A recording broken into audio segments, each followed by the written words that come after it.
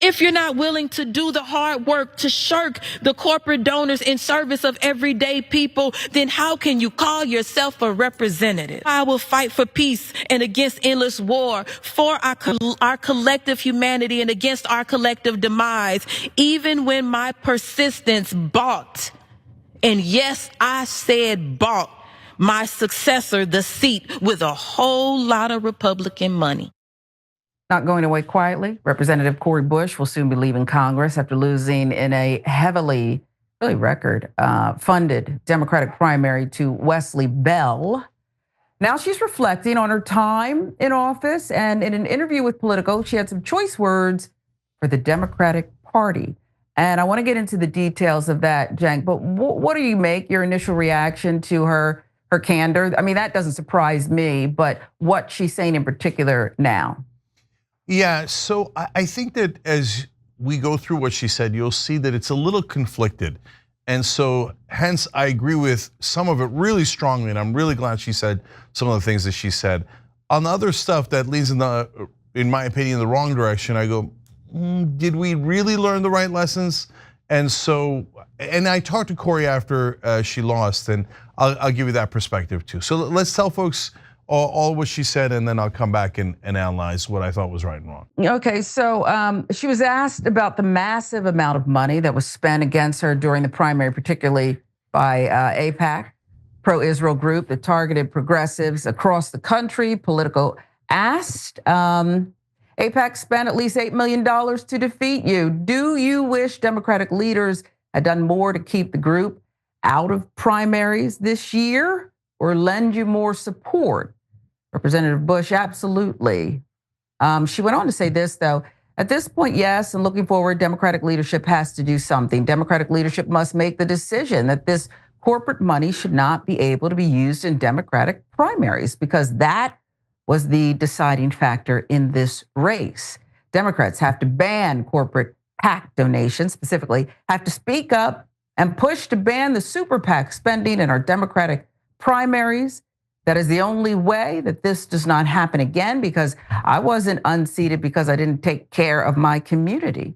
She was also critical of the Democratic Party's obsession with hierarchy and waiting your turn.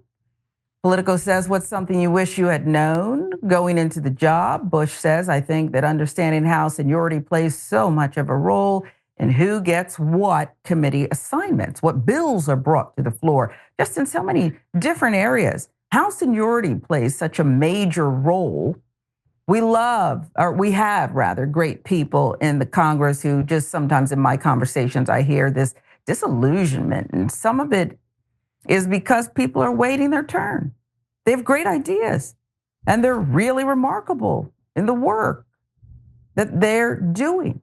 And we need those voices to be representative. We see in the Republican conference, they don't seem to go by seniority as much. I think that the Democrats, we need to pay attention to that.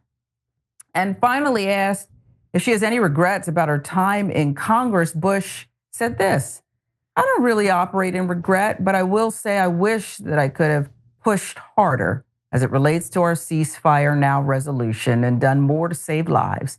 I probably could have flipped over a few more tables. So real housewife style, I guess, that last part. She says she should have done more to be disruptive. What are your takeaways from this? The one that jumps out to me the most is about seniority and the waiting your turn thing, which always I think is crazy when you're working on behalf of the people. You're duly elected to get some things done and represent us. I don't understand it, but that's just me. What do you see initially? Yeah, so here's the parts that I love. So she should have turned over more tables. Couldn't agree more. And when she did turn over the table on the eviction moratorium, it worked. That was when she went out and did this protest on the street, on the steps of the Capitol, and that was incredibly effective. They should have done that again and again and again, strategically, of course, and know when to pick your spots. But just doing it once was better than 99% of Congress. So give her tremendous credit for that. But I wish they had done it far more. And so her saying, "Look, these seats are bought," totally agree with it. I think that there should be a lot more voices saying that. And then her pointing out not only the role of corporate PACs and super PACs in the primaries, but saying that we should insist that they not be allowed in Democratic primaries because they skew the field so you don't get to see what the voters actually think. And the AIPAC example is a perfect one because they didn't run ads saying Cori Bush is in favor of saving Palestinian lives, or even like frame it in the most positive light for Israel. They didn't say, oh, she's betraying Israel and is an anti-Semite. No, they didn't run any of those ads. They ran ads that were about completely different topics because they know that the pro-Israel position is unpopular in our district. So they hammered her on other things to try to distract people. But their real goal was eliminate an opponent of Israel inside the US Congress. So she's just saying that. In the old days, you couldn't say that, even though it was patently obvious. You would get smeared, but here she already lost the race, so what's the difference? But she was saying it before she lost the race. So those are all the great things that I'm glad she's pointing out and are totally correct. So on the thing that you mentioned there, Sharon, on seniority, and then as you read the quote about the colleagues, that's where I have a little bit of concern. Why? Am I in favor of protecting seniority inside the Democratic caucus? No, of course not. I hate the system that they have, and I'm glad that she's challenging it in some way. But I think that it slightly, or maybe significantly, misunderstands the core of the problem.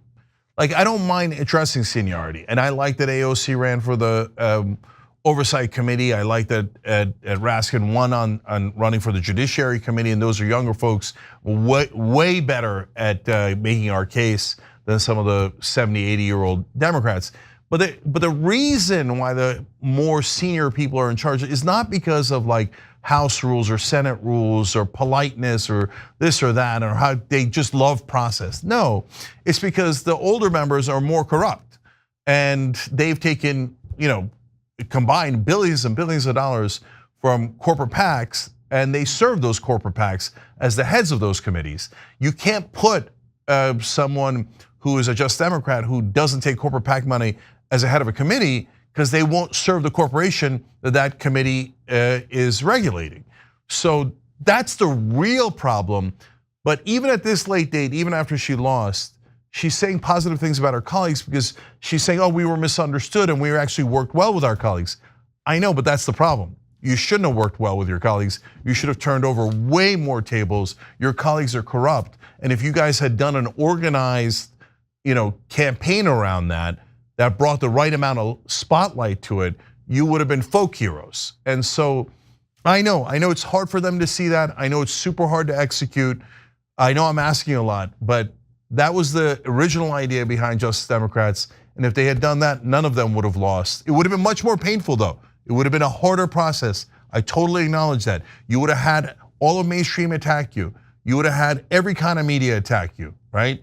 But that's what leaders do. So I wish she'd done a little bit more of that. But overall though, this message is really well received by me. There's a lot of good lessons that she learned in there. And so I hope she makes a comeback in that sense. Yeah, I do too. One other thing that kind of jumped out at me was that I felt like she could have been harder on, it's not that they didn't push for her Democratic leadership.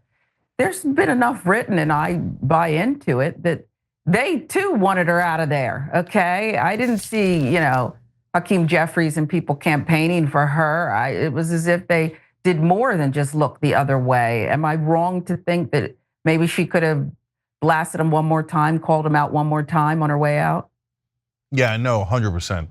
And I'm afraid that she's thinking of running again at some point, and so she doesn't want to blast her colleagues too much. Because to be fair to her, they will use that against her in the next campaign. Oh, it doesn't work well with the Democratic Party. I wonder if she's a Republican. That's the kind of stuff mainstream media and the Democratic Party does 24/7, and I loathe it. But that's why they need strategy. They need to be able to get together and be a coalition, and yes, a badass one that is willing to challenge their colleagues very, very significantly. So to be fair to Cori, it's not just on Cori, right?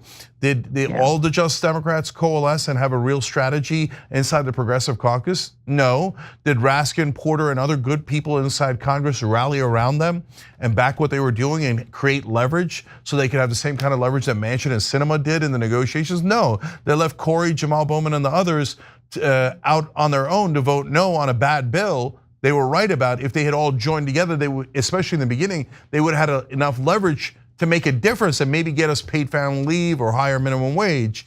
But for that to happen, they've got to realize that their beloved colleagues are not their friends.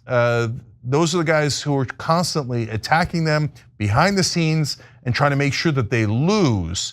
They're your political opponents. You have to realize that, and you have to coalesce. If you don't work together as the progressives in Congress, and you don't have a unified strategy because everybody's worried about one person being a leader and it not being them, then you're never going to win. You're going to disperse into the wind. So I hope to God that they take some of the stuff that she said to heart for the folks that are still left in Congress, and that they find a way forward that actually can use their power better than they used it the first time around. Yeah, it'd be a good blueprint, a new improved blueprint for them moving forward. I hope she comes back in some form, I do.